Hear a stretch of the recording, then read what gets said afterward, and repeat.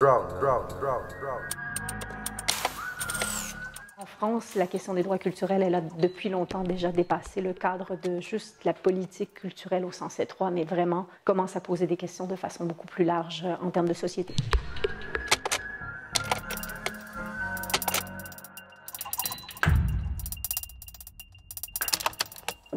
J'ai la chance de, oui, constater qu'il y a des progressions, il y a des évolutions du côté des droits culturels dans le monde.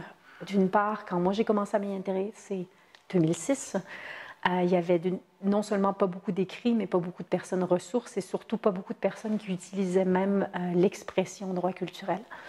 Entre-temps, on a vu, grâce à des travaux, à des écritures, à des articles, à la création du mandat en 2009, au travail des comités sur l'explication de qu'est-ce que ça veut dire le droit de participer à la vie culturelle, on a vu beaucoup plus de personnes à la fois se poser des questions, mais aussi s'approprier à un certain point le langage ou regarder le travail qu'ils faisaient avant sous l'angle des droits culturels, au point où est-ce que on a même des personnes entre-temps qui disent « ça fait plus de 20 ans que je travaille sur les droits culturels », alors qu'ils ne le nommaient pas avant. Maintenant, pour eux, c'est devenu une évidence et ils revoient même leur travail antérieur à cette lumière-là.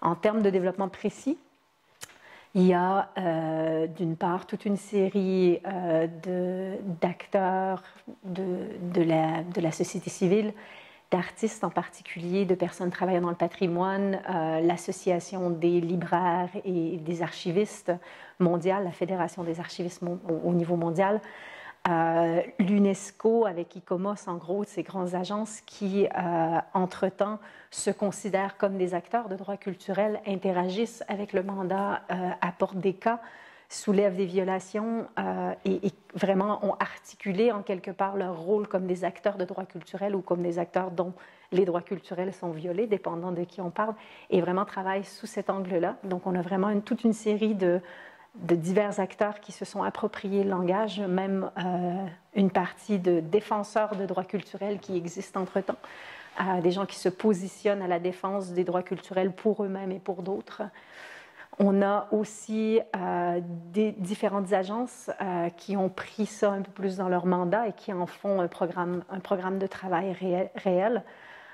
Et on a dans certains pays, surtout en Amérique latine, mais pas seulement, pas que, des droits culturels qui ont été intégrés dans des nouvelles constitutions de villes, de gouvernements locaux, mais aussi au niveau constitution nationale, si je pense au processus au Chili, qui ont refait leur politique publique et vraiment toute la politique du ministère sur la base des droits culturels. Donc oui, il y a définitivement des choses qui ont avancé au niveau mondial sur les droits culturels.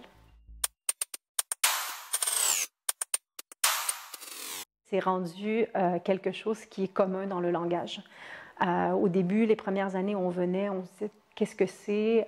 Entre-temps, à force de faire des formations, grâce aussi au travail et de PAIDEA, mais aussi de l'Observatoire et de d'autres acteurs qui sont emparés de la question. Je pense à la revue Nectar, entre autres, qui a publié beaucoup d'entretiens. Il y a toute une série de personnes qui se sont appropriées le langage. Et donc, déjà dans le langage, on sent que ce n'est plus complètement parachuté. C'est quelque chose qui est beaucoup plus intégré, qui est beaucoup plus compris. Au-delà de juste le langage, les enjeux sont ailleurs. Donc, dans un exercice comme on vient de faire ce matin avec le groupe, où on parle de qu'est-ce que c'est une violation de droits culturels, alors que les premières années, quand on faisait de la formation, on nous regardait un peu avec des points d'interrogation dans les yeux. Là, aujourd'hui, on fait le lien beaucoup plus rapidement. Au niveau du débat, on va beaucoup plus à l'essentiel. On élargit de manière beaucoup plus facile, beaucoup plus automatique, en fait, le champ de ce qui serait touché par les droits culturels. Et j'ai l'impression, mais peut-être que je me trompe, mais comme on a fait beaucoup de travail avec des gens qui travaillaient dans le social aussi, que en France, la question des droits culturels, elle a depuis longtemps déjà dépassé le cadre de juste la politique culturelle au sens étroit, mais vraiment commence à poser des questions de façon beaucoup plus large en termes de société. C'est un beau défi, c'est une vraie question. D'une part, parce que, bien entendu, la déclaration en 2007, son objectif n'était pas d'établir toute l'amplitude des droits culturels, mais de rassembler les droits culturels déjà existants dans les textes de droit international et les mettre ensemble dans un seul texte pour en permettre une lecture plus facile et de travailler leur cohérence. Donc, la déclaration de Fribourg, Son objectif à l'époque, c'était vraiment juste de rassembler, rendre visible et rendre plus malléable cette substance des droits culturels qui était existante. La question qui se pose aujourd'hui, c'est est-ce qu'on peut aller plus loin? Est-ce que la déclaration de Fribourg, qui entre-temps par contre nous a échappé, parce qu'elle a été traduite dans des langues qu'on n'a pas maîtrisées nous-mêmes, elle est utilisée à des endroits pour de la formation, par exemple dans des camps de réfugiés au Liban, par une professeure qu'on n'avait pas rencontrée jusqu'à il y a quelques années, comme un texte complètement incontournable de sa pratique. Donc il y a des endroits où ça se retrouve aujourd'hui qu'on ne sait pas.